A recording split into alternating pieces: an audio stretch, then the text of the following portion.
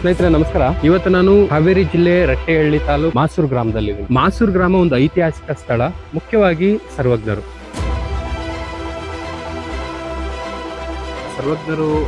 ಎಲ್ಲಿದ್ರು ಅಥವಾ ಅವರ ಐಕ್ಯ ಸ್ಥಳ ನೋಡ್ಬೇಕು ಅಂತ ಹೇಳಿ ತುಂಬಾ ಹುಡುಕಾಡ್ತಾರೆ.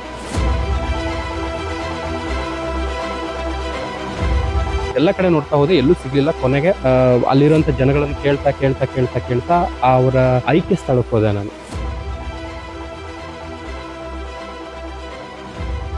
ಅಲ್ಲಿ ಹೋಗಿ ನೋಡಿದಾಗ ಕೋಟೆಯ ಗೋಡೆ ಇದೆ, ಅಲ್ಲಿ ಒಂದು ದೇವಸ್ಥಾನ ಇದೆ.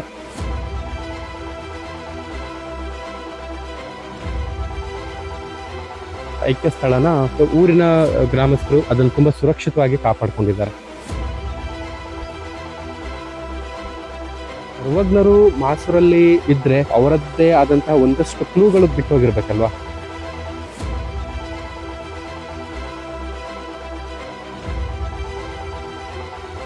ಅಂದ್ರೆ ಅವ್ರು ಎಲ್ಲಿದ್ರು,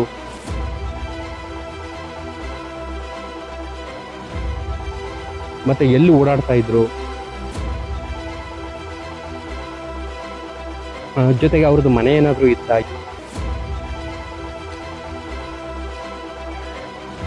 ಎಲ್ಲಿ ವಾಸ ಮಾಡ್ತಾ ಇದ್ರು,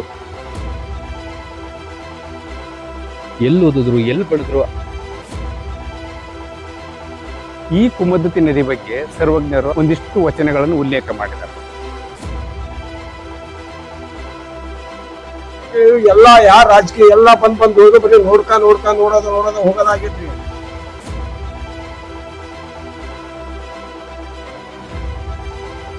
ತೊಂಬತ್ತೇಳು ವರ್ಷದ ಹಿರಿಯ ಬುದ್ಧಿಜೀವಿ ಸರ್ಕಾರಕ್ಕೆ ಒಂದು ಪತ್ರ ಬರೀತಾರ. ಪತ್ರಕ್ಕೆ ಇನ್ನೂ ಇವತ್ತಿಗೂ ಉತ್ತರಿಲ್ಲ.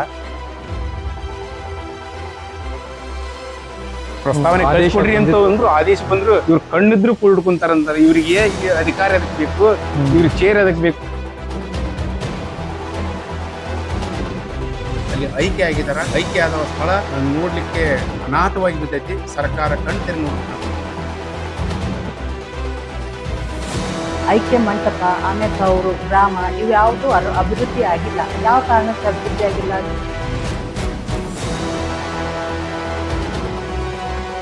ದೇಶ ವಿದೇಶದಿಂದ ಅನೇಕ ಪ್ರವಾಸಿಗರು ಇಲ್ಲಿ ಬರ್ತಾರೆ.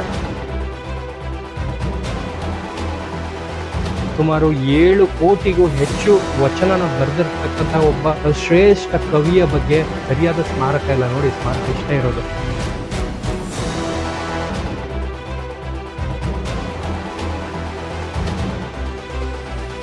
Indian antiquary volume second 1874 Edward George Burks ರವರು ಬರೀತಾರ. ಸರ್ವಜ್ಞರು ಹುಟ್ಟಿದ್ದು ಅಂಬಲೂರು, ಮಾಸೂರು.